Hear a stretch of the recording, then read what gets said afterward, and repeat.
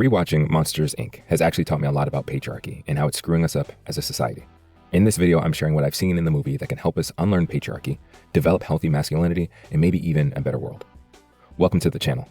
I'm Jam, your beneficial Blerd, and I like to use media and entertainment to learn, discuss, and develop a way out of the matrix.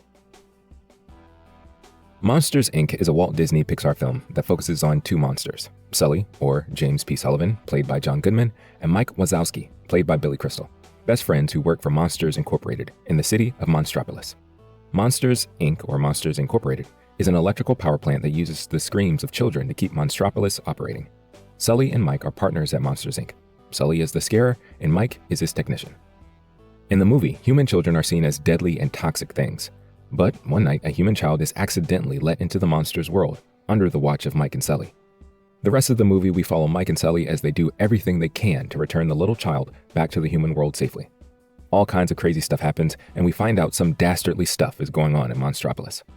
The characters are classic, the music is awesome. This is definitely one of the many Pixar classics that came out in the early 2000s, and it's pretty impressive that Monsters, Inc. had a couple of spin-offs. It's a memorable movie, and so watching it again was very nostalgic. I saw some things I wouldn't have noticed before, especially since I've been working to deconstruct, decolonize, and reset my worldview to become healthier and more beneficial.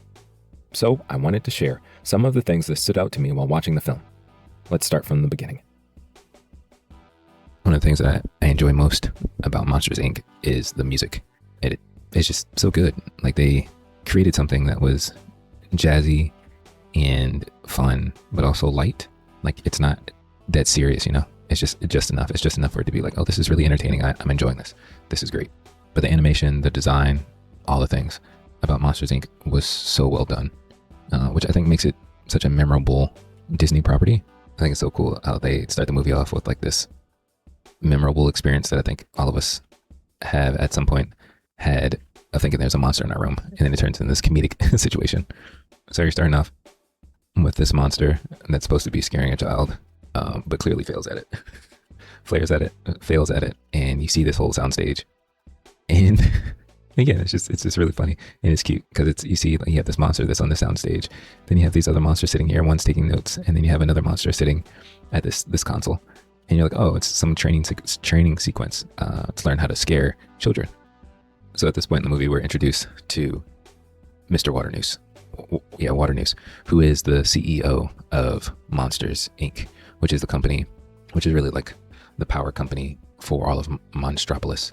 And he's this older, based off of his vest, bow tie, and jacket, is this older, distinguished senior monster, right? That is taking this Monsters, Inc. situation very, very seriously.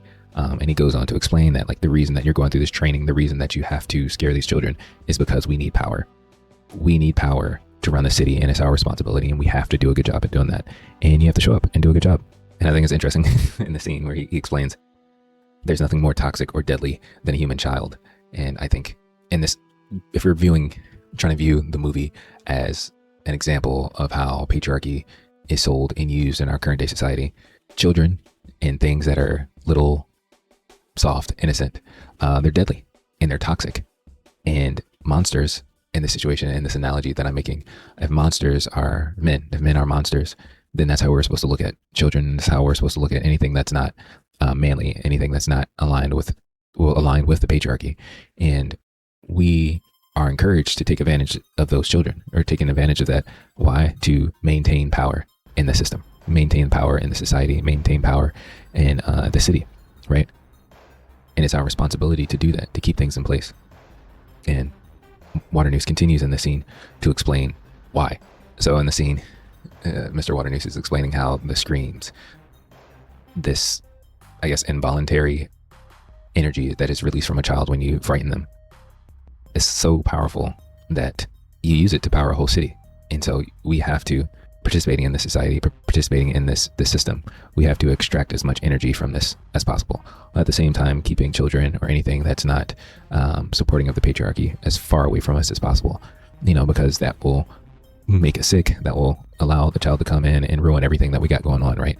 And these are just ideas, right? They're images. It doesn't necessarily have to be a specific child or anything like that, but it's just the concept, right?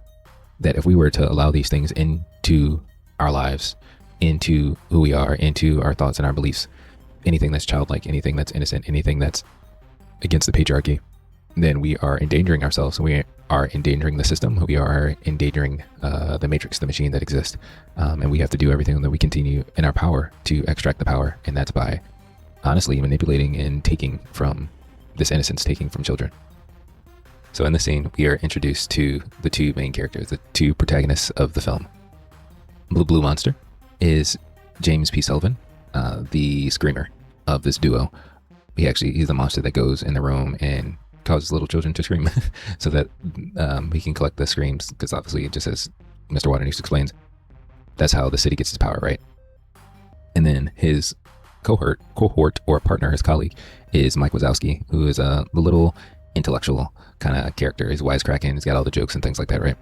So you have, the way that I see him, you have Sully, is what they call him. Sully is more of like the bronze, like the muscle in this duo. And then you have Mike Wazowski, who is the brains, right? And I find it interesting how they even design them this way, right? Sully is this big, honestly, potentially scary character. He's got big teeth, big claws, horns. He's a huge, domineering presence, right? Very masculine, very, I would say, alpha. And then you have Mike Wazowski, who is small, green. Sure, he has some horns. Of course, creepy. Nobody really wants to deal with him, but not as intimidating, right? And in this situation, using the tropes that you might see in the Manosphere or Red Pill, Mike Wazowski would be the beta character, right? And so you have this alpha beta dynamic duo happening here. Later on in the movie, we see that they are like the top scarers at Monsters Inc. And they are committed to that. In this part of the movie, we find out that they're working on trying to break a scare record, which again is going and scaring as many children as you can, again, to collect power and maintain the way that this city, Monstropolis, runs. So in the scene, we see a commercial created by Monsters Inc. to continue to promote, I guess, the great work that's being done at Monsters Inc. for the benefit of Monstropolis. And the commercial explains that with the work that's being done at Monsters Inc., it's powering the whole city. And so, continue to support them and all this stuff, so on and so forth. In this scene, we also find out a little bit more about Mike Wazowski's character and how much he is in need of affirmation, celebrity, and just attention in general. He really just wants to be liked and popular. I like this part of the commercial because it's explaining how more numb children are becoming to the use of fear, right? Like, and again, this came out, again, I believe 2001. So at this point, 15 years ago. No, wait, dang. Oh my, that's not right. That can't be right. 2001? Hold up. Monsters Inc. came out in 2001, making this movie 25 years old. That's crazy. But in 2001, it's talking about how it's becoming more and more difficult to scare children. And I think there is a layer behind that. It's the idea of like the machine itself. In this analogy, I'm saying that the machine is using patriarchy, is using power, fear, abuse, and manipulation, all these different tentacles and different tools of patriarchy specifically, but more broadly, the matrix is using to control people and to take advantage of people. And just like with a lot of other things that you harm over and over and over again, out of survival, they become resistant. And 25 years ago in this production, they were saying that, yeah, like children are becoming more numb to the fears and the screaming and all of that, the terror that is implemented or enforced by the powers that be. The powers that be at this point are the monsters, right? Monsters Inc. And it's true.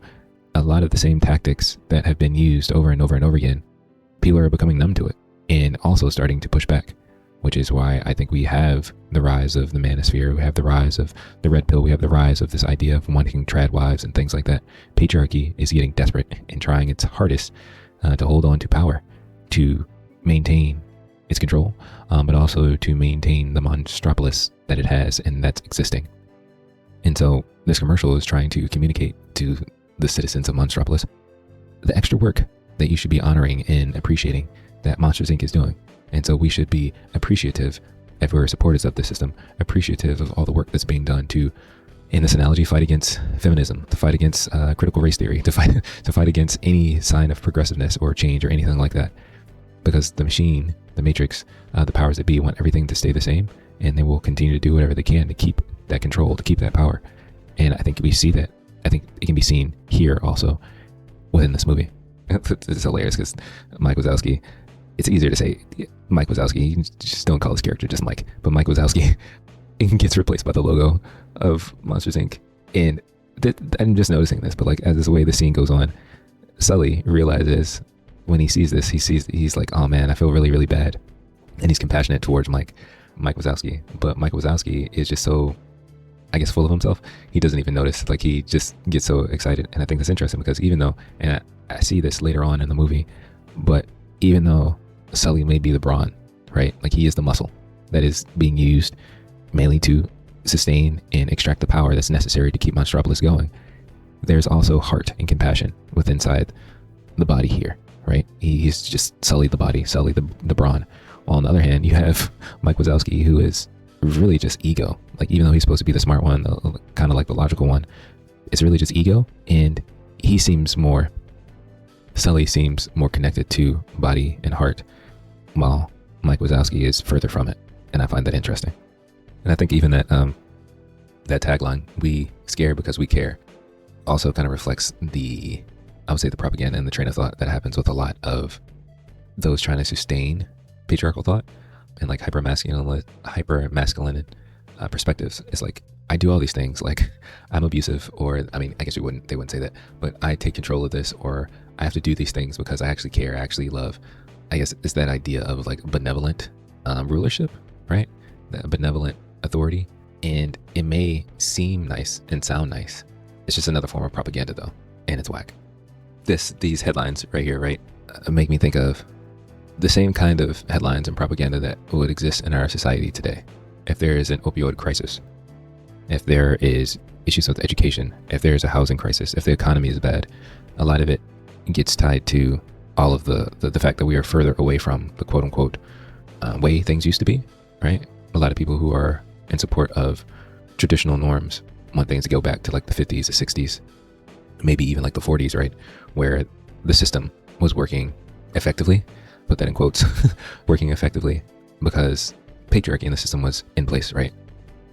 Man did the work, wife was at home, everything was proper. Women didn't have all of the liberties and things. Feminism wasn't in full swing.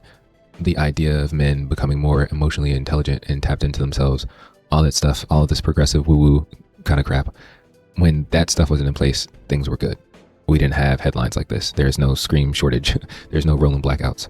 But because things have changed so much, now we need to do more, make more of an effort to get back to conservative ways. We have to get back to how things used to be. And again, this is just, I believe, just propaganda from the Matrix as a whole. So whether it's the big three that I see, are whether it's through patriarchy, whether it's through capitalism, or whether it's through white masculine imperialism, like just the idea of white supremacy, right? All three of them work together. But in Western culture, if any of these three prongs are off, then we have these kind of problems, rolling blackouts and stuff like that. Modern kids harder to scare. So, it has to be everybody else's fault. And now we got to do everything we can to get back to the way things used to be. But never questioning and wondering, maybe the way things used to be has led us to be where we are. Maybe there needs to be a different way, and I think that kind of ties into what we see later in the movie. So this character, obviously stereotypes, but this little scene we see that Sully is a popular guy. Both Mike and Sully are both popular guys. It's almost, the way I see it, Sully is definitely seen as like the golden child of Monsters, Inc. He is he's like the star athlete, the popular quarterback that plays a pivotal part in how everything is run, right? So you want to see him succeed. They want to see him succeed. And the more he is better at, in this situation, the way I see it, the better he's at upholding the patriarchy and playing his part in the patriarchy, playing his part in the system to get this power, the more attractive he is. And not necessarily attractive as like, oh, there are like all these monster ladies swooning over him. But it's this idea like, yeah, this is who we want. This is who we want. This is who we need. And we need it to be this way. And we're going to applaud him. And he's also going to is convinced that everything that he's doing is serving a greater purpose. And I think that is not only a golden child in the eyes of the system, eyes of the Matrix, but those kind of people, which I think there can be a lot of us like that as men. We can be convinced that if we pursue these tenets and these ideas of patriarchy or whatever to uphold the system, if we are convinced by enough propaganda and enough what seems like ethical truth and moral good, we will be the strongest proponents for the system, right? Like thinking and believing that, oh no, like again, these progressive ideas really are causing harm. Like, oh yeah, because feminism is here, we need to fight against it so that there aren't as many single mothers, stuff like that, whatever, insert any talking point. But I think that's part of the machine's propaganda and brainwashing to keep us as men from thinking critically and maybe even looking at things differently.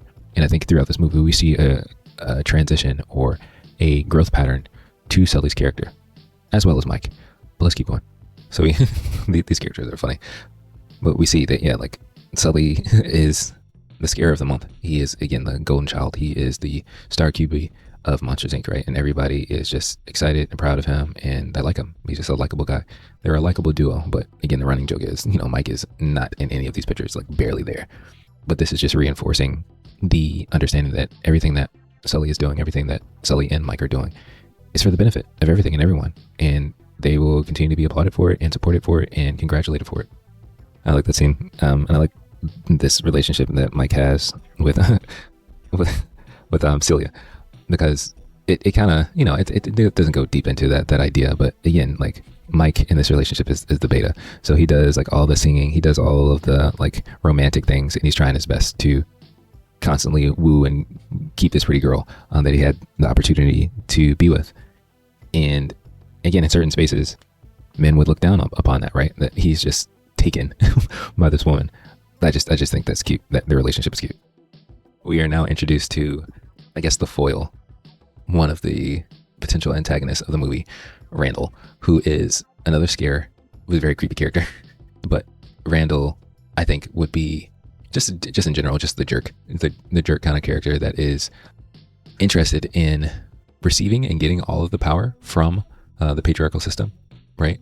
He's sneaky, he's violent, he's aggressive. He's willing to shapeshift, camouflage himself to do whatever he can to get on top and to power play, right? And he's in competition directly, really, with Sully, who is, again, like the golden child, who is fitting in and playing the role of all the systemic rules, like patriarchal rules. Like, again, I'm the big, strong, kind of appealing and acceptable version of power, right? Of masculinity, of manhood. And then you got Randall, who is, again, a snake. That's what I mean, really, he's a snake. But as a snake, he's doing whatever he can. And there are men who choose that route, right? And because of the way that they understand and see the system and see patriarchy, they will do whatever they can to slither their way to the top. Even if that is, in the previous line, he just said, him shocking or scaring Mike Wazowski. He's like, yeah, it works on children and small monsters. So Randall is the character, the type of man who's willing to crush other people regardless. It doesn't matter. He's going to crush any and everybody to get what he wants. I like this line, and it just comes up. So this also reminds me, I feel like Randall would also be like a tech bro. I think Randall is like a tech bro, like your Zuckerbergs, your Elon Musks, who, again, want to win in patriarchy, right? Who want to win in the system. They want to have that success, but they couldn't get it for a long time. And so they are willing to do whatever they can to climb to the top. Again, whatever sneaky way or whatever, however they can find their advantage. And they want to supplant or change the quote unquote natural order of things. So in this dynamic, you have Sully, who's your big, strong person. He might be like your jock, like I said, your golden quarterback, your golden student, whatever, right? Beloved by everybody because of his abilities, because of his brawn, because of his success in that way. And then he has his friend who plays the beta, right? Mike Wazowski. And then you have, I don't know, Sigma, Delta, Epsilon, I don't know, whatever version of character that Randall will play. But Randall is referencing that change is coming. And I think maybe that was a subtle motivation for those outcasted, or maybe to me it makes me think of like a Revenge of the Nerds, but your musky types, your Zuckerbergs, your Zucks and your Musks, that okay, we're going to change the system by finding a way around it, and we're going to get rid of the golden boy, and we are going to scare and supplant the betas, and whatever the system is and how it functions, we're going to do whatever we need to do to get to the top. And he's motivated by that because he wants to win, right? Randall wants to win. And I think a lot of those in power now and making that influence in our culture and our society now have had the same perspective and motivation. Again, if we're going to reference this in regards to when this was released for decades now, like they were tired of this, but they want to win patriarchy. They want to win the matrix. They want to win the system, even though they don't know that all of it is hurting all of us, regardless of your alpha, beta, gamma, delta situation. I like Roz's character. That's the only thing I wanted to say. I think Roz's character is great. Her voice is funny. And she's really just a good comedic relief in the movie. So throughout the scene, we just see the monsters in work, and we get a little insight into the competition of the scare floor and all the work that goes into it. And so with the scare floor, they have access to these children by entering these doors, these bedroom closet doors or whatever. I like how they do the scene. It's making it like it's a NASA or something that they're getting ready to go on some like epic space mission. I like that little scene because, again, you have these characters who are geeks, dorks, or whatever you want to call them, who are looking up to the top scarers. They're looking up to the people who are accessing the most power, right? Like, that's literally what this team is doing. They are going, engaging with the children, collecting screams, and sustaining Monstropolis.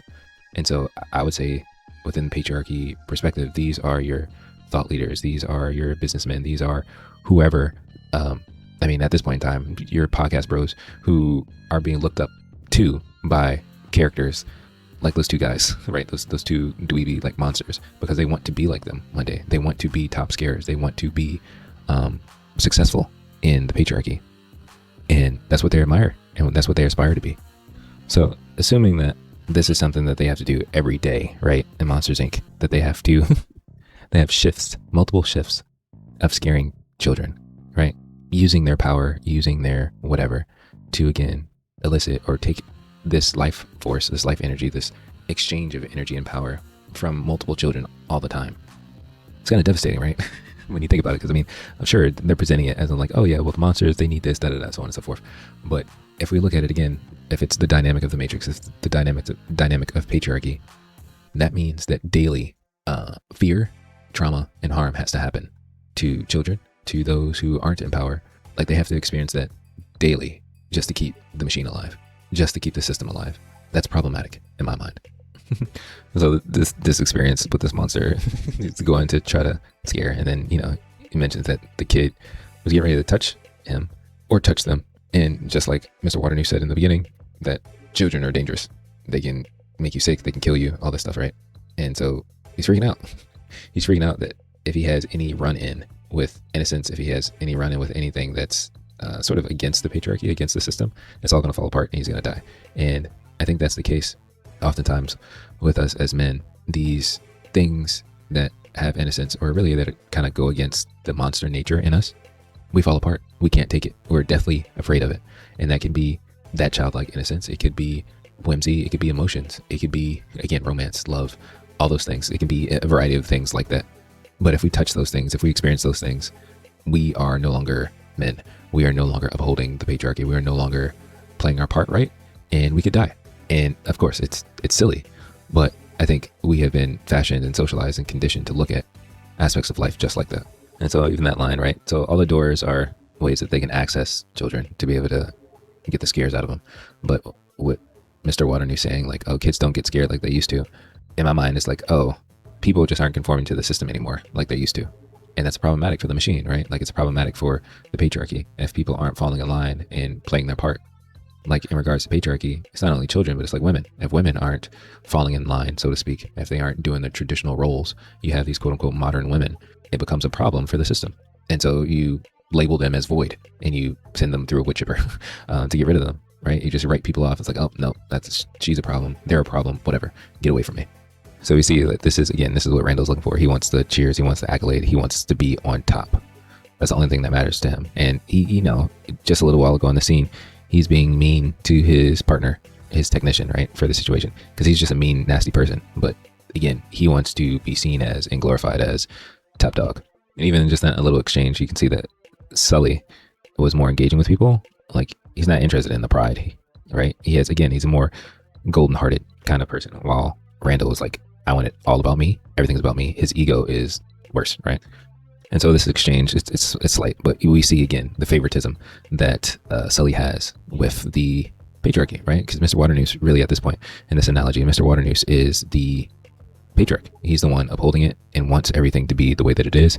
And he wants everybody else to conform to it and play their part, become good scarers and all that stuff.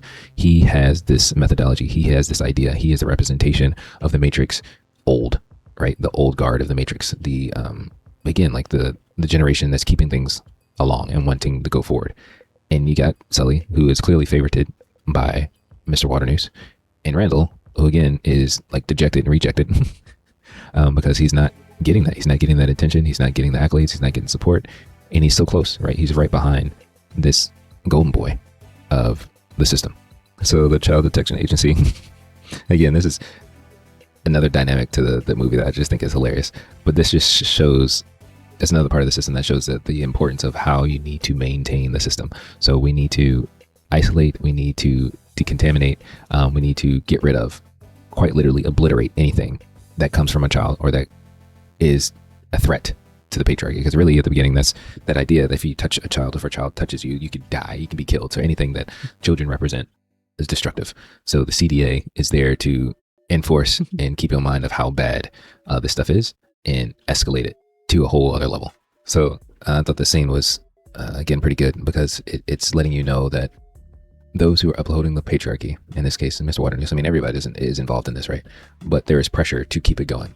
So even if you're young or new or whatever, even the older people have to, the older men, those who are in power, have to keep it going because there's pressure to sustain it. There's pressure to make sure that it is successful. And he mentions the board of directors. And again, that could be, in this analogy that I make with the Matrix and the different branches of it, right? Those could be the board of directors. So even though Mr. Waternoose is the CEO of Monsters, Inc., he is just fully bought into the system, so much so that he is a representative of the system and he's going to do whatever necessary to guide them, this team, Monsters, Inc., through to success, right? And there are a lot of people like that who just have old school ideas and are committed to the success of an organization or committed to the success of an idea, or, you know, just committed to the success of a system, again, like patriarchy. So I'm going to say whatever I need to say, do whatever I need to do, and again, prioritize and play my part. And yeah, I think there is a frustration in that, right? Because you're committed to it, so you can't fail, you can't give up, you have to keep going, and that becomes a burden in itself. So even the idea of sustaining patriarchy, sustaining the system, becomes a burden, especially if there is change, especially if there is opposition to it, and maybe even the system itself is getting old and outdated. All right, so, you know, we see Sully being a good guy. Again, he's the golden guy, the golden boy. So yeah, of course he's gonna help out his friend so that he can have a romantic night, right? But this becomes an interesting part in the movie where there is now, after everything's been shut down for the day, there is a door on the floor. I actually like this freeze frame. I actually like this freeze frame. I think I might use this for something. This is great. But okay, so now we're being introduced to Boo. That's the little girl's character. And the interesting and the amazing cute part about Boo's character is that with this experience with Boo, we see that everything in regards to propaganda about children and about anything that's against the patriarchy is not true, because she has already touched Sully several times. He should have immediately died, but he did not. I wonder why. These free frames are great. And she also doesn't find him scary. And I think that's an interesting point, right? Like, there's no reason for her to be afraid of him in the current state that he's in. He's not trying to scare her. He's not doing anything to try to cause her harm or take anything from her screams. But she finds him cute and adorable and wants to play with him. So in this dynamic, right, again, to me, I think this actually shows a lot more of the fragility of the power of patriarchy, right? Even though Sully is huge, even though Sully is one of the top scarers, and he plays his part and makes a living scaring children, when he actually encounters one, when he's not in the quote unquote power dynamic and not in the position of power to take from her, to cause her harm or anything like that, he's actually scared of her. When there is no fear in her, or she's brave, she's confident, Boo that is, and just honestly just being playful and inquisitive, the monsters can't deal with it. They literally lose it. We saw with it 2319 earlier with the CDA. Like, they lose it. Anything that goes against the system, anything that feels different from it, is scare worthy, right? And I think that is so true. We have been conditioned to believe that any form of progress that goes against the powers that be, that goes against quote unquote tradition, we should be afraid of it. We should demonize it. We should lash out at it, and we need to protect ourselves from it at all cost. When in reality, it may not actually cause us any pain or hurt at all.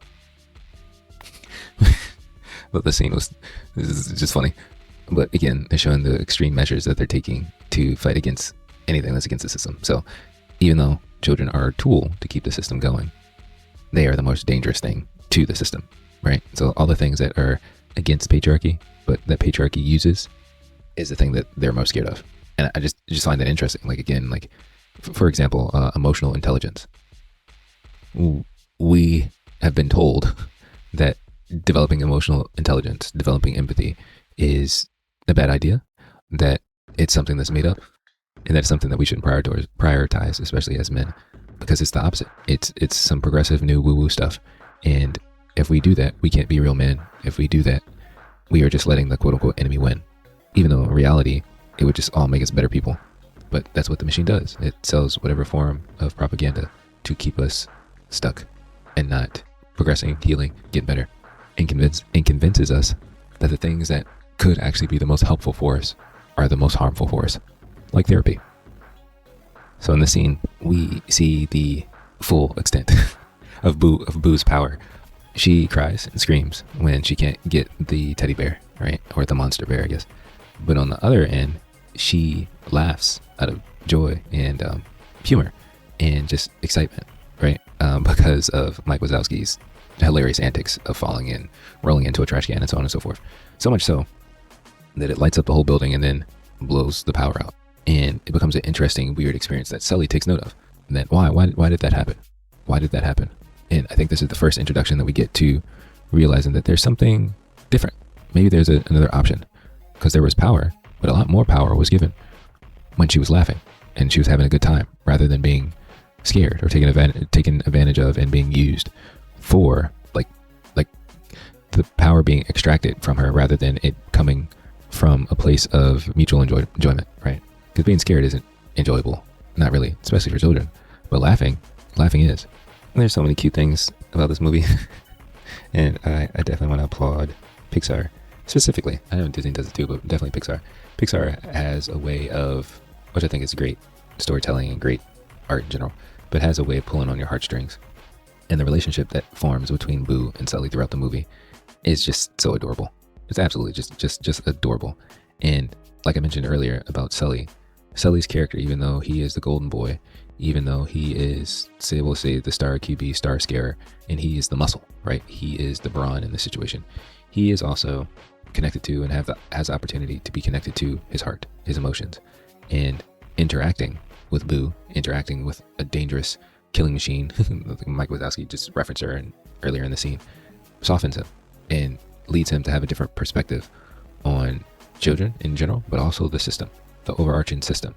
And that's usually the place where the machine, the Matrix, does not want us to be looking at things differently and questioning how stuff has been for a long time, or quote unquote traditionally.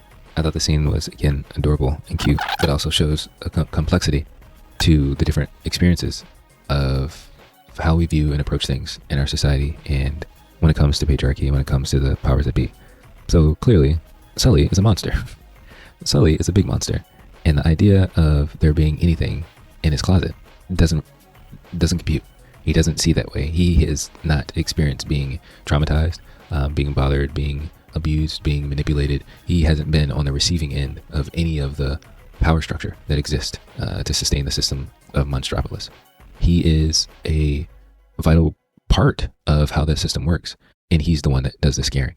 And so for him, it's like, what are you talking about? Like, you don't, like, what are you afraid of? There's nothing to be afraid of. While Boo is trying to communicate that, no, like, don't leave me here, because there's a monster that's going to come through that door, and that has come through my door on many occasions, and that's terrifying. And in this situation, Sully is being introduced to a different perspective. He's not taking into consideration that, what if all the children are like this, right? What if all the children have this continued experience? It provides a different perspective, and I think that's usually what's missing with us as men in our culture and in our society. We are generally speaking monsters, and we're not seeing the other side of those who are being used and taken advantage of to keep the system going. All we're focusing on is how we can survive in the system and how we can move up in that system. But I like this dynamic. I like this little scene because it shows, it provides a different perspective for Sully. And sometimes that's what we have to be introduced to.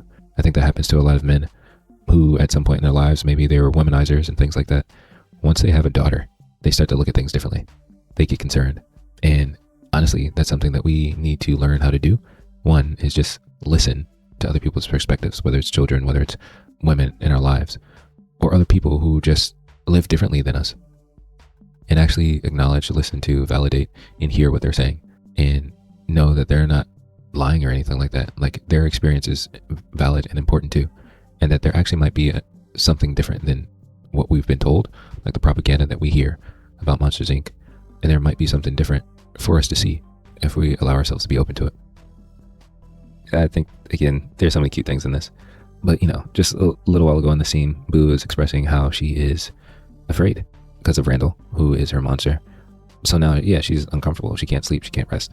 And I think that's a reality that exists not only for children, but also other people in our community.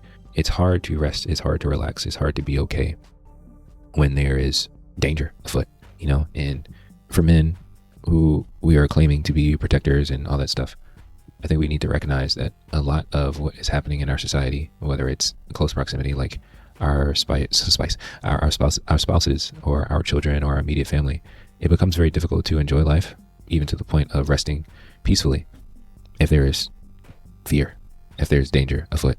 And honestly, I know some people would disagree with that, but we don't live in a very restful society, at least not here in the US. And I understand everybody's circumstance and situation is different, but whether the Randall scary monster for you is actual immediate violence, or it's the violence of lack of finances and resources to be able to have food for tomorrow, or to be able to pay your rent, or you don't have access to certain things, like that is violence in itself. That is dangerous in itself. Don't have appropriate access to healthcare, medication, and things like that. And those can be often are violent results of the way that this machine works. And so, yes, if we want to play that role, participate in that role of being protectors and provider, it's a lot bigger than just looking out for somebody in a ski mask, right? There's a lot that we need to address and need to work on to provide safe space.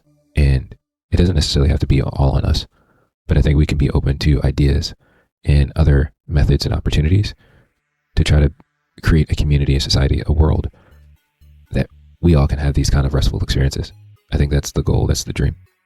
I think that little scene there where Mike is explaining to Sully his concerns about being banished, and he references Loch Ness Monster, Bigfoot, and the abominable snowman. That usually happens when you are doing something different to an extreme point that is not fitting in with the system, that you get banished, you get ostracized. And I think that is usually, as Mike was communicating, that's usually the fear that men have when it comes to trying to push back or even look at things differently or live a different way outside of how the patriarchy runs, how the matrix runs, how the system runs. You're afraid of being banished. You're afraid of losing any sense of power you may have. You're afraid of losing connections. You're afraid of losing relationships and all these things. And of course it's whack. But I think later in the movie we see an example of somebody that's a monster that's banished. If you've made it this far, I really, really appreciate it. Please like the video and let me know, what's your favorite Disney Pixar movie? Again, another cute scene. And I think it's interesting, the more time Sully spends with Boo, the softer he becomes, right? The more he realizes that maybe she's not dangerous. Maybe he's able to perceive things differently. And again, I think that's the fear of the Matrix. It's the fear of the powers that be. They don't want you to spend time with the opposition. They don't want you to spend time getting to know or understand where those who are being used to sustain the system are coming from. They don't want you to know that. They don't want you to experience that, because you might soften up. And if you soften up, that means you might become an ally or an advocate or a supporter. And then you ultimately can become a threat to the powers that be. And they don't like that. I thought this was, again, cute, but also it shows the dynamic of two different experiences, I would say.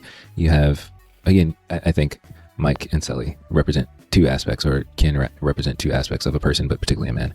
You have your logical, brainy part, which is Mike. And then you have your feely part. Like, even though Sully is the body also feels. And so I think that includes the heart and emotions and things like that. And so there's conflict growing here, right? Because Sully's been having more quality time with Boo compared to Mike. Mike is just frustrated and wants the problem to get fixed and wants everything to go back to the way things were before, right? And he has a motivation of fear. Even though Sully does have a motivation of fear as well, he's developing care and connection with Boo. And like Mike just mentioned, once you name it, you get attached. And that attachment, again, becomes a problem with patriarchy and with the Matrix in general. If you are attached to anything, if you have a connection to anything, and this can include yourself, if you have a connection or attachment to anything, that means you start to care. You start to look at things differently, and you start to experience things differently. The machine doesn't want you to do that. It wants you to look at things very sterile, very logical, very lacking of emotion, because that's the proper way to do things, right? That's what we are told, particularly as men, that's how we should be conducting ourselves in every regard. And it's a problem, and it's a big problem. But I think that's funny. Celia's reaction and response to the chaos that is Mike Wazowski. Her just saying men. I thought that was hilarious.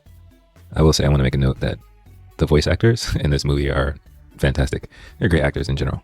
But every character, every actor that's playing their role fits them so well. They just do such a great job. I like when Boo is dressed up like a little monster. I think it's funny that even though monsters are scary, they're fun in her perception, right? In her perspective. Like, oh, she's just wearing a costume. Like, if this isn't a real thing, right? Like, this is something you can play. You can play a monster and it can be fun. It can be entertaining, but it doesn't have to be all consuming. It doesn't have to be all of you. And with this comparison, from what I see, I think it's interesting that for us as men, particularly as Black men, we are often told by the powers that be and by the society that we live in that we are monsters, right? As soon as we become tall enough, strong enough, fast enough, or whatever, we become predators, right? And sadly, we are convinced that we have to lean more into that, and that becomes our whole identity. And I think throughout this movie, we'll see things that stick out to me is that even with Sully's character, even though he's a big scary monster, like quite literally, that doesn't mean that becomes all of who he is, and it also doesn't dictate the decisions and things that he decides to do and the actions that he decides to take. And I think that's the case for us. Yes, we have the potential to be scary, and really in the society that we live in, we are seen like that. We are depicted like that, and at times we're expected to be that, but we also don't have to be one-dimensional. Just like the characters in this movie, we can be complex and have a variety of different things about us, but patriarchy and the powers that be want us to be like that. It's our choice to say no. It's our choice to push back against that and to maneuver differently. And I'm grateful. I want to shout out other content creators and individuals who have done the work and shared a lot of ideas and thoughts and perspectives to try to help us, particularly as men, look at ourselves differently. So personally for me, I'd shout out Alicia Renee, the artist. A lot of conversations, a lot of things that she shared for me, and a lot of the art that she's created and shared has helped in grounding and embracing my humanity, but humanity for all people. I think it's a beautiful thing. I'm grateful for the work of Bell Hooks and the books that she has that can be used in that same regard, you know, for us as men to look at ourselves differently. Another author that I like, Jason Wilson, who's written a couple of books now about men and their emotional health. All of that, these are things to help us reclaim our humanity and be in a healthier place and say that we don't have to maneuver this way. We don't have to fit specifically the way Monstropolis wants to see us or the Matrix wants to see us. We can live and be something different. And again, Boo playing in this costume is like, oh yeah, it's just a costume. It doesn't have to be all of who you are. So in the scene, we see Sully is trying his best to rescue or save Boo. You know, he doesn't know that she just escaped out of the trash can, and he thinks that that's her, right? And you see this level of empathy and compassion and sensitivity that you wouldn't expect from a big scary monster. And again, this is another reason why the patriarchy in the system doesn't want us to be connected to anything else, not connected to our emotions, not connected to like actual good mental health, not connected to others, so that we can be cold and unfeeling, or how the manosphere likes to say that men are just logical, right? It's just logical. No, like you need all of these things. You need your humanity, you need your emotions, you need your connections and sensitivity. But if you're only focusing on logic, you can be deceived. Like that's the reality. If you put the right things in place, you can deceive somebody through logic. You know, of course, even in some religious beliefs, thinking that women are too emotional or too sensitive or whatever, it feels like, oh, well, yeah, they'll be duped. Within Christianity, that's the idea, like when women need to be covered because angels will come and deceive them and so on and so forth. That idea exists in the rest of our society, whether you're Christian or not. But men can be coerced and deceived as well through quote unquote logic. That's why you need both. That's why you need to be connected and grounded to truth and reality. And one isn't more powerful than the other. They work hand in hand.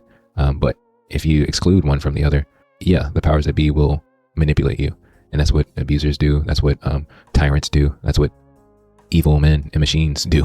Like that's what the Matrix does to all of us. Whether you feel like you're quote unquote logical, or because people who were thinking logically were convinced that voting for our current president was the most logical thing, and it's messing everything up, right? So logic, thinking that logic is the logical way is the best way, can also end up being a trap. But in this situation, because of the time that Sully has spent with Boo, he has this connection with her and this concern with her. And the powers that be don't want you to do that, because that means you're going to start questioning and seeing the flaws in the way that the system works. And as the movie goes on, we start to see that. I think what's even more interesting about the scene is that Sully is so connected to Boo because of the fun that they've had, because, you know, he's had empathy with her and sympathy with her because of her fears, and even just like the basic stuff. So like when she had to go to the bathroom, right? It's just like, oh, we can relate, we can connect. We have some similarities, right? They're completely different species, right? Like Sully is literally a monster. And based off of the propaganda and understanding that they've been told about humans, humans are dangerous, they will kill you, and it's just something completely different. And I find it interesting that with this movie, they make the opposite of, they make the child deliberately a little girl. I wonder how the movie would have been different if it was a little boy, right? But that's just a thought. I think even still that the connection and all of that plays a part into the empathy that Sully is having. So even if something is of another species, the capability to be connected and to feel is still there, even if you're a monster. And again, I think this is a reflection for how we can be as men. Like sometimes, you know, the idea of like men are from Mars and women are from Venus. Like we are socialized to other ourselves from everything and to isolate ourselves from everything. Whether it's women, whether it's children, sometimes it's other men. Like we are lone wolves or just on an island. And that's again on purpose so that we can be controlled, right? So that we can be manipulated. But once we actually get connected to other things, we view life differently. And the powers that be don't want that to happen. This is cute. And, you know, Sully doesn't know that Boo's not in there. But I will say that's interesting, right? The perspective that Mike Wazowski continues to call Boo an it. While Sully, who has spent time with Boo and has had connection, calls her she. Like he, even though they're monsters, he humanizes her. He sees her as not just an it. Closeness is created. And again, it goes back to what I'm saying, like the patriarchy wants to isolate all of us and keep us separated and keep us disconnected from all things so that we view things as it, including ourselves. Like everything is just separate and disposable and, you know, not important, not to be cared for. And that's intentional. And it's really messed up. But you see the difference here. Like Sully is crying over this cube of garbage because he thinks Boo is in there. And Mike Wazowski is still like, we need to get rid of this kid to fix these problems. Like he has no connection at all. And he's just thinking logically, how do I solve this problem as quickly as possible to get all the things that I want back in order? I think that's cute too. You know, it's just like another way of being celebrated, right? It's cute, but there's also that we are often praised oftentimes as men for being good dads when we should just be good dads or being affectionate. And I think a big part of that is because the patriarchy doesn't want us to be, right? Like we're socialized to be, again, distant from everything, cold, logical, and all these thing. So whenever anybody sees that, it's kind of like, oh, that's so special. It's such a big deal. When in reality, it shouldn't be, right? I've had conversations with Alicia Renese, the artist. I've had conversations with Alicia, and she's pointed out things that I've never noticed before. Like whenever you see those campaigns for like be a dad today or be a good dad today, yes, from my experience, no, you never see be a good mom today because there's an expectation that we've been socialized with. And there has to be extra effort put in place for men to show up and be an affectionate father. So that's like another thing to be rewarded for if you're just being a good dad. But that's not the case for women, right? That's the misogyny, that's the sexism, that's again a power play within the patriarchy, and it sucks and it needs to change. But yeah, this is just another thing that I noticed. So in this situation, to me, it's the fight between quote unquote logic or your mind and your heart, your feelings, right? So with the little information that was given and the way the situation was presented, Sully is saying like, nah, this doesn't feel right. There's something off about this. I don't trust it, right? Because one is associated with Randall, and Randall's a creep. He's a creep. But Mike is still thinking, we just need the facts and the details and all the things, and this is going to work. And like you said, we can get our lives back. Like we can get everything back. So he's just following the logical process of it, right? But he has no connection to Boo. He has no connection to any of the situation that's going on compared to Sully, who's feeling everything, right? He's feeling everything. He's experiencing everything. He's grounded in this experience. Mike is, again, ahead, distant away from it, right? Like even though he has a big eye, he can't see everything. He can't because he's only looking at one thing. He's only trying to look out for what's best for him in the situation. And that's why he got snatched. I also really like how throughout the movie, all of the special and amazing things that is helpful and necessary for the protagonist, and ultimately, we're going to see ultimately for Monstropolis, for the community at large, all of it comes from this little girl. All of it comes from this character, this idea, this concept, this thing that we are supposed to fear as monsters, right? We are supposed to fear children. We're supposed to fear humans. We're supposed to fear connection. We're supposed to fear all these things. All these things are bad. And these are things that we are supposed to use for our benefit. But in Sully continuing to cater to her or cater to this concept of innocence and freedom and joy and happiness, catering to all that, all it does is open doors. All it does is make things better. All it does is bring power to everything else around us, everything else around them in the community. And I think that's also a big part of why patriarchy doesn't want us to find another way, why the Matrix doesn't want us to find another way, because there is a better way, right? But we have to be open to it, and we have to be willing to listen to and embrace and try something different. I will say, back to what I mentioned earlier about Randall being, in my mind, like podcast bro, tech bro, like Revenge of the Nerds kind of thing.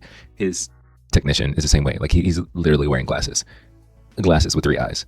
And maybe it would have been maybe a little forward if they gave him 4 eyes, but they're both losers, really. Like they're both losers. They're both weirdos. They're both not, I mean, really, they're not Sully and Mike Wazowski. Sully is the golden boy and Mike Wazowski is his friend, but also Mike Wazowski really throughout the movie is the only one that has a girl. He's the only one in a relationship. He's the only one romantic. They are both winning, honestly. And these two, whether Fungus, the other character, admits it or not, like they also want to subvert everything. They want to be on top. They want to win. And the society that we're living in today with the Zucks and the Musks, they're winning. And they've done everything they can, and they're trying to milk patriarchy for everything they can get out of it, even though it causes harm to everybody. And now we're getting ready to see the turning point of this film. So yeah, again, tech bro kind of thing. Like even the idea that he's creating a technology, right? He's creating a technology to change everything, to get rid of the golden boys in the system. Like, how can I use these tools? Like, sure, I can't outscare him, but what can I do in his place to now put me at the top? That's all Randall is doing. That's all Fungus, along with him, is doing. Like, how can I subvert the system to win? And again, I'll do whatever at any cost, even if it is cheating, even if it is doing diabolical stuff to get it, right? So we see that the scream extractor, the tool, is honestly, it's designed to suck the life out of its subject, right? And in this case, it would be a child. In this case, it would be Boo. And that is the tool to claim power, right? Because all this is, that's what it's about, right? Screams is the method of how they power the city and keep everything going. And so Randall's idea is like, instead of going in these rooms and screaming and causing these little kids to scream and stuff, why don't we just capture a child and just suck the life out of them? We're going to extract all of the screams out of them. It's a different level of diabolical nature. And really it's manipulative, it's evil, and it's abusive. I'm going to take, because in this movie, to me, Boo represents innocence, freedom, childhood, all of the things that are necessary for good life, right? And the systems that we live in, the Matrix, uses all of that on a daily basis, whether it's through capitalism, whether it's through patriarchy, whether it's through white supremacy, whatever. Like, how can I take these things and extract? And the more we see it, there are violent ways you can do it. There are more intense and violent ways you can do it, or there are ways that seem more subtle. So for some people, go into their job, it's an exchange, right? I'm going to give you my time and my skill, and you're going to pay me. But ultimately, the corporations or businesses, like, they're trying to get as much as they can out of it to do what they want to do. And so recently, we've seen it even with like examples of Amazon. How can I use these quote unquote human resources, because that's all employees are to a corporation. They're human resources that are humans that we can use for our benefit. How can I get as much out of these human resources without spending that much? And that's capitalism, right? Like, how can I squeeze as much out of this juice, out of this lemon, out of this orange or whatever, while keeping my costs low so I can get the greatest profit? And so just working a regular job, a 9 to 5 or whatever, the way the system is set up, it seems acceptable. And it has appeared acceptable for a long time in our society. But as inflation is happening and as things are changing, we're starting to feel the squeeze, right? We start to recognize that these organizations, these companies, are squeezing a lot more than they were before. And we aren't getting what we expect in return. And more people are becoming frustrated with it. That's, for our understanding, our perspective, that seems willingly, right? Like it's a willing agreement. I'm choosing to do this job or whatever. But on the extreme violent side of it is forced labor, slavery, right? Which this country couldn't be what it is without the forced extraction of resources from enslaved Africans that were brought here over 400 years ago, right? And that continued, and that bolstered and supported the growth and the expansion of this nation, right? Of this giant corporation, the system. And so you have, because they're both doing the same thing, right? Making this comparison to the scream extractor and them going on the scream floor. They're doing the same thing, but one doesn't feel as bad compared to the scream extractor. It's deliberately, I'm going to put this on your face and I'm going to take what I want, compared to like, oh, there has to be some skill or finesse. You have to go in and actually scare the children. It becomes difficult when the children, you can't be scared anymore, right? We are in a precarious situation. And I think we've been in a precarious situation for a long time, but this is like the results of patriarchy, right? What we're seeing is we're willing to use men and harm women and children to uphold the system. Like, we are a lot of us would identify that we are in late stage capitalism, right? There's so much squeezing happening and there's no return and things are just starting to look really, really crazy. And I think with the rise of white nationalism, we are in the late stages of white supremacy too. Like all of it is getting worse and worse. And we have the option to do something about it by thinking and perceiving things differently. And I think, again, this movie stands out to me because there are so many good nuggets here that I think we can pull from to learn about that. It's so sad. It's so sad because you can tell that Randall really doesn't care about this guy. And that's the case for a lot of those tech bros where you get your Zucks and Musks. Like, they don't care. You know, you put in your podcast bros, you put in your Manosphere people, you put in your Tates, you put in your Fresh and Fits, you put in all these people who literally are just trying to use other men to win in the race in the hierarchical ladder of patriarchy. They don't care about you. And Randall is a perfect depiction of that. Like, all he was doing, he was asking him questions. The fungus has life leaving his body and he doesn't care. Like, he's just frustrated. He's just frustrated that the evil plot's not working. That's how the system, that's how the Matrix works. They don't care about us in any regard. I like that. Here again, in my mind, the way I see it, Sully is more of the heart and the body, and Mike Wazowski is the brains, right? It's supposed to be the brains in the logical way. Even the idea, even with Sully having an idea, the brain cannot compute it and it doesn't trust it. And we have the conflict. That conflict exists inside of us. And sometimes the heart actually knows what's right. This scene is so heartbreaking. It's so heartbreaking because this is the first time that Boo actually gets scared, right? Gets scared of Sully because he is using his golden boy powers of patriarchy to appease the older patriarch in the scenario. And it harms her. He doesn't want to, of course. He's playing the game and he's ultimately trying to help her or whatever. But she gets caught in the crossfire of him playing the game, right? And it's just so sad because you know, even in the animation, her heart breaks. She's scared. And now this great relationship that was created is now fractured because of this, because he got too loud. And I think I mean, he got too scary. And I think the sad part is that this exists for us as men in our relationships with others, whether it's children, whether it's our romantic relationships, whether it's family, our friends. We get to a place, if we don't control ourselves, we can scare other people. Like, yes, we have the capability to be a Sully. We have the capability to be a monster, to do violent things, to be aggressive and all these things. And they serve a purpose, right? In the proper context. Once you scare somebody, once you harm somebody, once you abuse somebody and that trust is broken, it's really very, very difficult to heal from that. And things may not ever go back. And I think as men, we don't recognize that. We don't recognize that and admit that enough. That we really do need to be more responsible for our actions and our behaviors, to how we treat others, and know that we can't just be flexing our powers and being monstrous all the time. There's a proper place to be big and strong and scary, but it shouldn't be to extract from anybody, and it shouldn't be to cause harm to those that are close to us. For protection and all that stuff, sure, absolutely. But in this situation, yeah, wrong place, wrong time, wrong subject, and harm was committed. And that's the worst, right? Like, I'm being honest, that's the worst, when you cause harm to people that you care about and you learn and you realize that, oh, I messed up. You just feel so broken and heartbroken, usually if you actually care, if you actually care about the other person. And it's devastating because, again, things can't be the same after that. And you're delusional to think that those who you've harmed or abused will just get over it, or that they should just get over it. No, like, it's a big deal. It's a serious thing. Again, I think we as men have to recognize the reality of who we are and how we exist in this world. Yes, I'm making the analogy that men are monsters and we are capable of big, scary things. But at the same time, we also don't have to do that. We can find another way to exist and also, again, use our manliness in the proper context. But yeah, the scene is just really sad, right? I think this is just really great. The fact that Sully is able to see a reflection of himself. Because again, he's never on the receiving end of his work that he's doing. And that often is the case for us. We are not on the receiving end of the patriarchy that we try to uphold or the privilege that we have as men. We need to see that reflection. We need to see and understand how that's impacting those around us, whether it's children, whether it's women, whether it's other people in our community, other men. If you're not understanding and seeing how your big power or whatever is impacting others, you will continue to be delusional and not care and be insensitive. You know, just a few moments ago, Mike Wazowski was explaining to Mr. Waternoose that the kid isn't toxic, and he's had to learn that, right?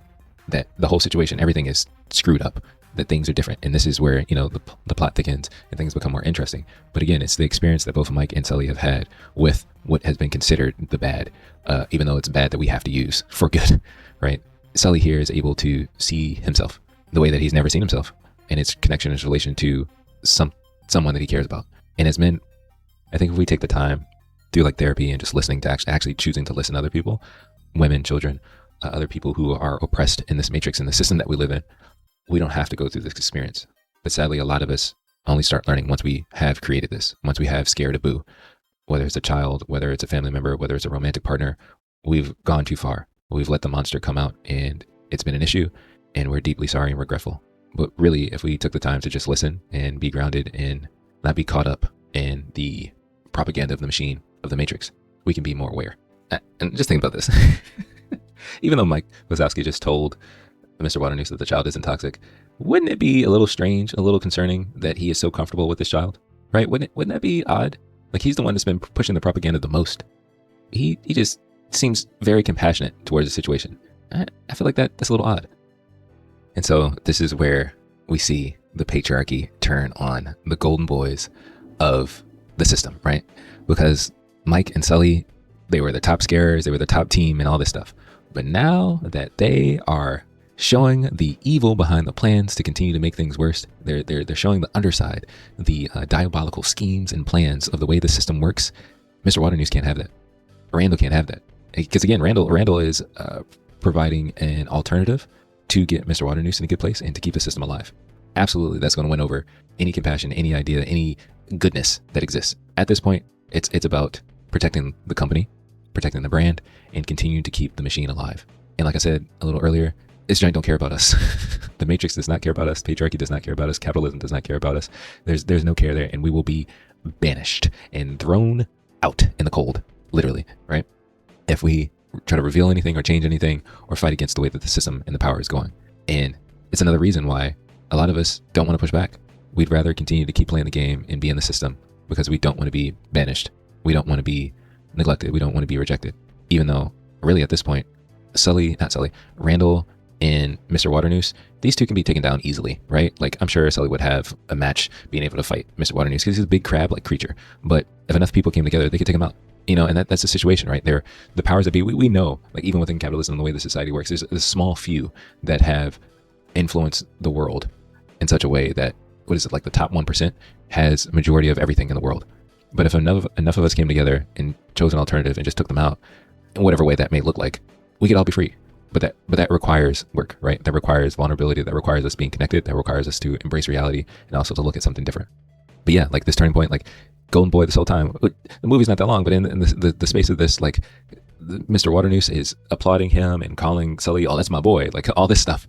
But soon as he got too far, as soon as they got a little too far and they touching on things the wrong way, banished. I think this scene is like the breakdown, right? The breakdown of, I don't know, maybe the cognitive dissonance that exists between the mind and the heart. Like everything's just falling apart at this point. And it's rough to see, but I think I'll say for me, like learning about how patriarchy, how capitalism, how the matrix really works, white supremacy, all these things that have been ingrained in a lot of us, all of us really, how we've been socialized in all this stuff. Once you really, really take the red pill and your eyes become open, it's similar to this. Like, it's just chaotic. Everything is falling apart and breaking down, and you got to figure it out. And you have to go through this process. And I think it shows up in a variety of different ways. And yeah, like I said, this is like the real red pill, right? Like you're coming to actual real reality, not the false stuff that is used to continue to try to manipulate people, continue to manipulate men to uphold the patriarchy. But like, no, you actually start to see things clearly.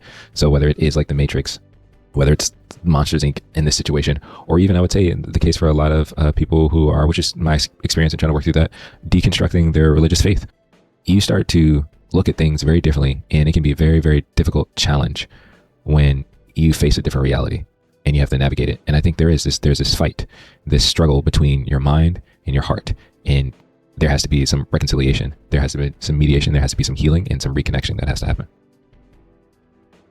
So now we're introduced to the abominable snowman, who was also banished at this point. He's living in the Himalayas, right? And earlier, Mike Wazowski mentioned that, like, it was Loch Ness Monster, Bigfoot, and abominable snowman have been exiled, banished, or whatever. And I think the thing that stands out to me is the abominable snowman. Like he just said, he's like, I'm not abominable. Like, why are you calling me that? Like, I don't agree to that. I don't want to be that. Like he's saying, why not the agreeable snowman? His existence and his perspective goes against everything that the patriarchy wants. And that's why he's banished. Because clearly he doesn't want to follow the script. He doesn't want to follow the system. And whenever you don't follow the system, you get banished, you get exiled, you get pushed out. That's what happened to Sully and Mike. That's what happened to the Abominable Snowman. And I'm sure that's what happened to that's what happened to Bigfoot and the Loch Ness Monster. Is this idea: if you're not going to play the part, if you are not going to follow the system, you can't be here. You got to go. And that happens to a lot of people. Whether you want to call people conspiracy theorists or whatever, or progressive, and so on and so forth, you can get all kinds of names. But if you really are trying to live and exist outside of the Matrix or push back against it, the Matrix will do whatever it can to get rid of you. You are a glitch and you need to be removed. You are an anomaly. And so, yeah, maybe he is the anomaly snowman in this situation, right? Monsters Inc. can't have that. Monstropolis can't have that because you're going to throw everything off. A little earlier, I referenced the prolific writer Bell Hooks, and I wanted to touch on some big ideas she shared in her book, The Will to Change: Men, Masculinity, and Love. I've gotten a lot from her writing so far. I have much more to read, and there were some nuggets from this book that related to Monsters Inc. Within The Will to Change, Bell Hooks makes a distinction between two types of masculinity, patriarchal and feminist. I'll share some quotes from The Will to Change to explain how she defines the two types of masculinity here.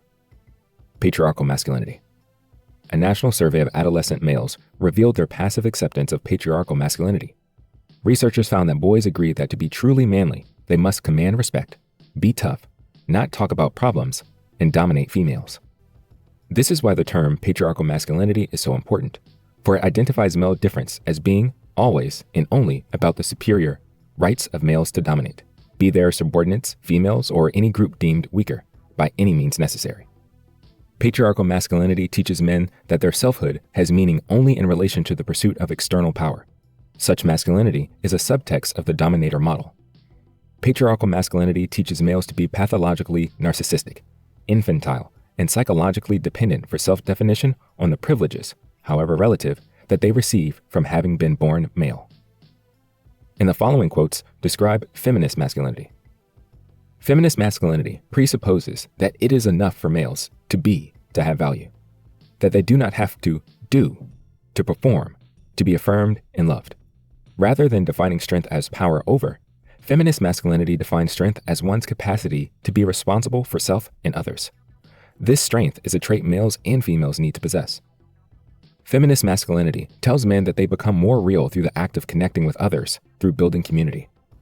Bell Hooks also quotes author Olga Silverstein, who describes the characteristics of feminist masculinity in their book, The Courage to Raise Good Men. She says, feminist masculinity would have as its chief constituents integrity, self-love, emotional awareness, assertiveness, and relational skill, including the capacity to be empathic, autonomous, and connected.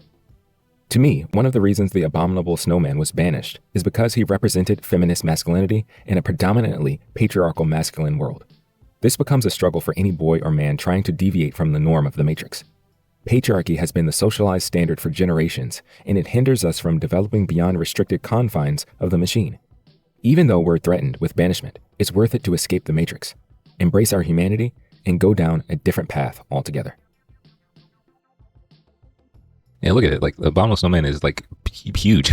He's so much bigger than Sully, but he's sensitive. He's in tune with himself. He's like, okay. And again, that's not ideal. That's not what the Matrix wants. That's not what patriarchy wants. Again, in this conversation that this heart to heart that Mike and Sully are having, again, is that conflict that I think it exists, whether you're in like a deconstruction space or you're actually facing the reality of what's going on in the world, dealing with like the toxicity of the Matrix and all that kind of stuff. Like, things start to fall apart and your whole perspective and world changes. And it's hard. It's very difficult, but it's necessary. And I think at this point, there are more and more resources coming out to help us navigate that stuff so that we can get to a healthier and better place. In this situation, we see that I think we see more of Mike's, like, the heart is being touched. The mind or the head is being touched by the heart because he left, right? And I don't think he was expecting him to leave. But that's what happens. I think in that moment of disconnection and trying to figure things out, there has to be a reunion that happens. And I think once the head comes down and stops thinking so much about herself, being so stuck in logic or whatever, you experience things differently. And that's the moment that we see here. Like, with his big eye, Mike Wazowski is able to see clearly and see things differently now because everything is messed up. You can actually clearly see, oh wow, what are the things that actually matter? And it's heartbreaking, but it's also freeing and important. Again, so in this place, even though Mr. Waternoose is, he's representative of like the old guard of the patriarchy, He's, again, wants everything to stay the same. He wants everything to be successful. He's got to sustain this company that's been in his family for 3 generations, however long that is in monster years, right? It's just a long time, I'm sure, because monsters have been scary for all of humanity, right? So maybe those are the 3 generations. But in this little exchange, we see that Mr. Waternoose like didn't really want to do that. He didn't want to get rid of Sully. He didn't want to get rid of his golden boy, but he was more concerned and more interested in keeping the business afloat and in keeping the system going. And Randall knows that. And he was like, forget it. Like, it's okay. Like, I'm about to hook you up and everything's about to be great.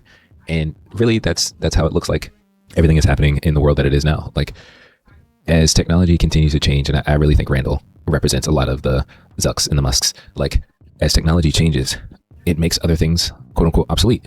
It gets us further and further away from the earth. It gets us further and further away from humanity. It gets us further and further away from the way things could have been good or okay, right?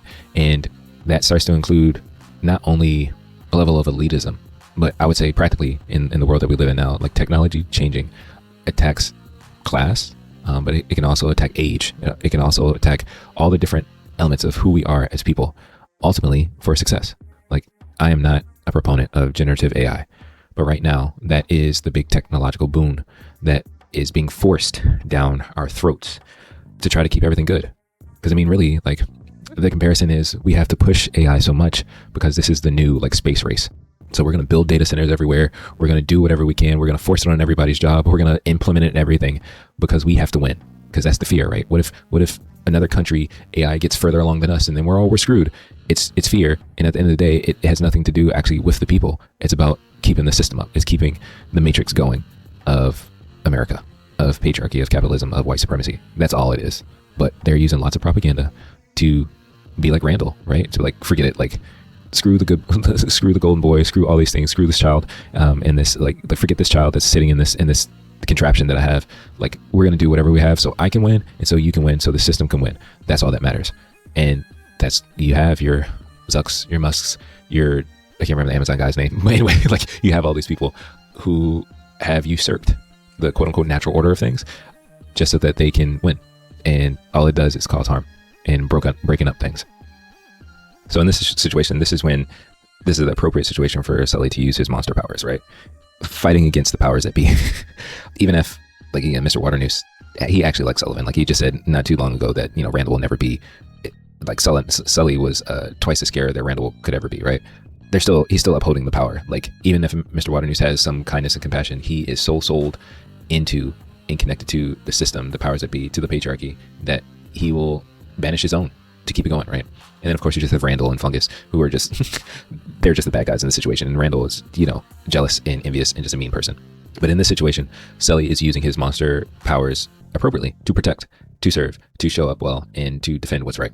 And that's what we should do, with whether that's our voice, whether that's our intellect, whether it's our power, whatever it is. That is a gift that we have as men, but often patriarchy teaches us we are socialized to use that power for negative means, and all it does is cause harm. I thought that was cute. Again, this is to me, it's the comparison of Mike being the head and Sully being the heart, right? The emotion, and the fact that Mike just told him that he's too sensitive, even though in this situation he's getting handled by by Randall. It was obviously, is cheating. Like, he's a sneak, but it is funny. Like, those lines are kind of just, to me, reemphasize that idea that, like, yeah, like even Mike saying, like, I need more time to think about it.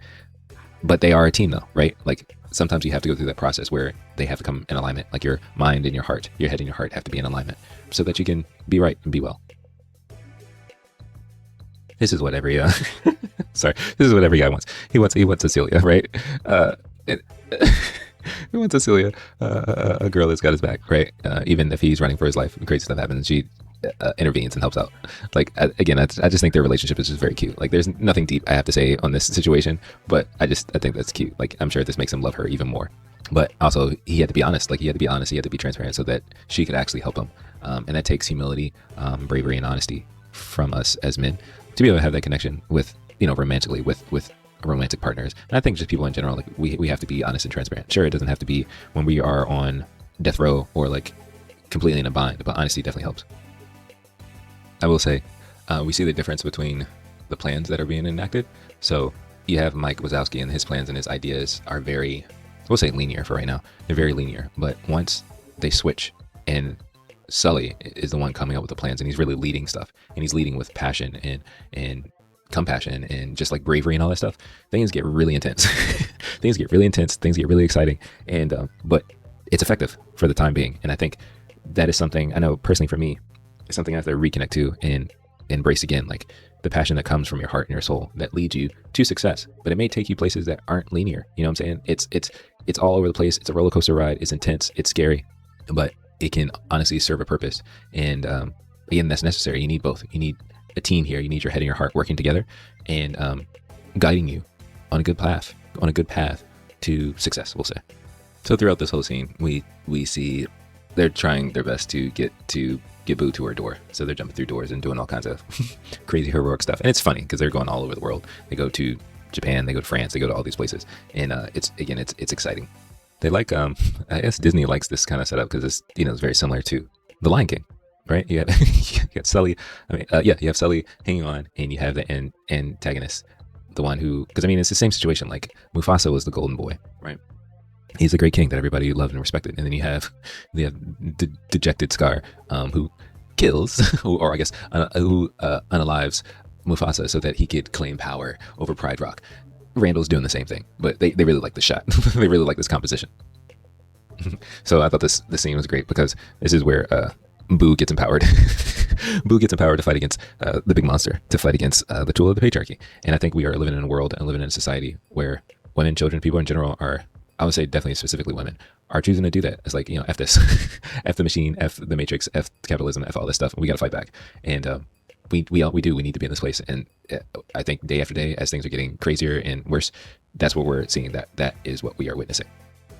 So now, again, we're seeing that Mr. Waternoose is turning on everybody to keep himself clean. So he's turning in Sully and Mike, even though they're not the real criminals, but he's calling them criminals. Like it's backwards, it's messed up, it's diabolical. But that's what he's doing, right? And again, that's what the patriarchy would do. It will get rid of its own for its own benefit. At this part, Mr. Waternoose looks very scary. Like I would not want to be chased by a giant crab wearing a tux. Like this he gets scary. I just think it's wild that they had Mr. Waternoose backhand Sully like that. Like that's crazy, right? But in this situation, Mr. Waternoose is explaining everything, right? Like the situation, the patriarchy isn't working like it used to be. So now we got to do something else. And so scaring isn't enough. We have to actually go to violence. We have to go to the extreme. And like I was saying earlier about even how capitalism is like, oh, jobs and having employees and having human resources, that stuff's not working. So we need to figure out a way to make these people wage slaves, right? So it's getting to the late stage of it. And this is out of desperation. The system, the matrix is doing whatever it can. And it'll buck up like this, like this and fight. And again, I think that's one of the reasons why a lot of us don't stand up, but we have to, right? We have to fight back. We have to find a way to fight back. Again, for us as men, realize that the patriarchy does not care about us. It will banish us. It will banish us. It will use us, manipulate us, and at the end of the day, it will backhand us if it is ultimately going to benefit the system, and if we're going to get in the way. So in this situation, yes, Mr. Waternoose is the old guard of patriarchy, and so he has one track mind of how things are going to get done. And so just at the end there, he was saying like, how is Monstropolis going to get his power? How is he going to get to scream? Because he only thinks screaming is the only way to make it work. And that's the same way that our world is working, right? Our society is working, that there is only one way to get this done. But what if there is another way? And for all of humanity, honestly, there have been other ways of doing things. But the way that the Matrix works with its propaganda and everything, it silos everything into saying there's only one way to do it. And it becomes very rigid, and we all have to conform for it to be successful. We all have to conform to make it. We all have to conform to survive. But again, I think this movie shows a lot to us. And to me, what stands out, or what I can pull from it, is us as men, we have to look at patriarchy, look at the way society is working, and realize that there is a different way. So again, I love Roz. I think her character is really great. One of the things I wanted to say, I don't know if the creators of Monsters Inc. felt this way when they were creating it, again, 25 years ago, which is nuts, 25 years ago. But a lot of the heroes are women, right? So we have Roz. She's number one. She's the one in charge of the CDA, really. Even in the previous scene, with Randall being seen as an alligator, the mom is the one that comes and saves, and gets rid of him. She's like, she gets a shovel and she beats the crap out of Randall. Celia helps Mike and Sully get away, right? She uses her voice. She uses her authority and power in the domain that she has to help. And at the end of the day, like, Boo is a little girl. that is opening the door and opening the possibilities, like literally having the door open to new possibilities for the benefit of Monstropolis. It is the feminine, and it is very different. And I think that's so interesting that this is like, again, I'm really curious. I don't know. I might have to do some deeper diving, but to me, this really feels like low-key Monsters Inc. was like, yeah, you know what I'm saying? Patriarchy is not really working anymore. Maybe we should go ahead and try matriarchy or something different. There's got to be a different way. But yeah, like all of the other heroes of the film are women, are girls, are feminine. Like even in this situation, right?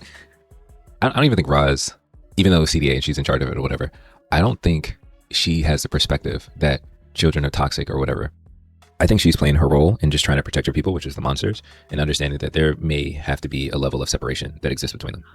In this idea, right? Like even Roz is compassionate and caring and kind, right? Like she is saying that, she's giving space for Sully to have a final goodbye with Boo. Like that's kind, that's loving. Like there's no reprimand, there's no anything like that. Like it's just like, we have to do this because this is gonna, this is what we have to do to make sure everything is okay for our people, for our species, for whatever, and she's not freaking out. She was more interested in the fact that she's trying to stop crime that's happening, right? And I think that, again, that kind of goes back to that feminine perspective, that matriarchal perspective is like, okay, I understand, but this is what has to happen for the best of everybody, right? This is just how it has to be. It's not about power, it's not about anything. It's like, no, this is just what's going to be beneficial for all of us. I will say, this might be a movie plot hole. How long has this night been? And why, like, what's the other side? Boo has had to be gone for at least a couple of nights. Why aren't her parents in her room? Like this should have been a moment where this should have been a moment where the whole monsters world is revealed. You know what I'm saying? Like the parents should have been in that room waiting and trying to figure out, crying over their missing child. But I don't know, maybe it's a time loop thing.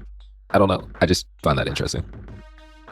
Oh, this part of the movie is, bring a little tear to your eye because, there's so much investment in the relationship and stuff like that. But yes, it's cute. It's cute. So, I mean, at this point in the movie, we see that they get rid of the door. It's sad, but things are changing and for the up and up. And ultimately, what we find out is that laughter is a lot more powerful than screams. So instead of extracting power or extracting things through harm and through fear, joy is the tool and the answer. And it's collaborative, right? So instead of going and like threatening and harming and taking, the monsters end up bringing joy, and in exchange they get more of what they actually need, right? Which is the power, and it comes through laughter. And so it's an exchange rather than exploitation. It's an exchange, right? It's an exchange, and we see that, and it's beautiful. And I think ultimately, like we see, what stands out to me is we need to challenge the way that we view manhood, the way that we view masculinity, and the way that we see how everything is running in our society. Because patriarchy, the old way, like Monsters Inc. is working in extracting and using power to get power, using fear, manipulation, and all that stuff, isn't helping. All it's doing is causing more harm and actually devastating everything. We have to look at things differently, and joy is the way. Shout out to Alicia Renese, the artist. She has some videos about that, but joy is the way, and we need to look at things differently and not continue to uphold these old corporations and these old ideas, but actually try to go a way that is more collaborative and freeing for all of us. So yeah, we see here that they are switching from the scaring to laughing. We're switching from scaring to laughter, and the tanks themselves are bigger. Like this tank is like the size of the door because of the power that they can get from, again, this equivalent exchange of a beneficial thing, right? Like, and at this point, Mike Wazowski is now the laugh bringer, the joy bringer, by doing what he's good at, which is telling jokes, being funny and entertaining, right? And no harm has to happen. He goes through. The child is consenting in this situation. The child is consenting because they woke up and laughed. Like the child had to be awake for that, instead of going in, creeping, scaring, and taking from it. No, like Mike had to tell a joke that also the child found funny. Like he was doing things that he thought was the jokes and good, and that would be funny, but it didn't work. So he had to cater to the child. He had to cater to the innocence. He had to cater to the freedom. He had to cater to his audience in a particular way, again, for the benefit of others. And I think as men, it's the same thing. Like for us to be beneficial as men, we have to learn how to cater to our audience, cater to our community in a way that works with us, but also works with others, right? And works with those we are trying to care for and be in a relationship with. Like Mike, and we see later that the other monsters are doing what works for them. They're playing their part, they're working in their groove, and it doesn't have to cause harm or hurt anybody, right? And it doesn't have to be extractive in that way. It's consenting exchange of good things. I bring you laughter, Your laughter fuels me, literally fuels my city. And I think that's a beautiful thing. Like, we have to, getting away from and distancing ourselves and freeing ourselves from the matrix, tap into things that are actually more beneficial and harmonious with who we are. You know, we don't have to continue to fit in and follow the system the way that it's working. There's a better way. There is a better way, and we can be open to it. And I think it really does stem from joy and stem from us lining up with the things that are really real and that are good. Yeah. And so, you know, it's sentimental in the way that the movie ends. We see that what Sully discovered from being connected and having an experience with Boo, production goes off the charts. Like, there is another way. There's another way that has a better impact and is helpful to the all, is more beneficial to the all, if we just connect to the right things and stop following these crappy systems that are using fear and using power to control and harm and extract from all of us. There's another way. There's a better way. Right. And we see that in the way that the movie ends. Mike, out of his kindness, he spends all his time putting back Boo's door, like piece by piece from the shredder, so that Sully could go visit Boo again, right? And stay, honestly, I guess, stay connected to his inspiration, stay connected to the thing that brings him joy, stay connected to that innocence, stay connected to that freedom, stay connected to that childlikeness that exists, I would say, in all of us, that keeps us grounded and keeps us away from just being terrible monsters, right? Like, we need that door, we need that access to be in relationship with that. But patriarchy, again, removes us from all of those things, removes us from that relationship, removes us from that harmony. And we get distant. We get distant from what actually has a huge benefit in our lives. But ultimately, yeah, I think the movie is great. And to me, the message is like, we need to let go of this old way of doing things, this old patriarchal setup, this old patriarchal system, and choose something that's different, that is more beneficial for everybody, that centers joy and the well-being of others. Yay!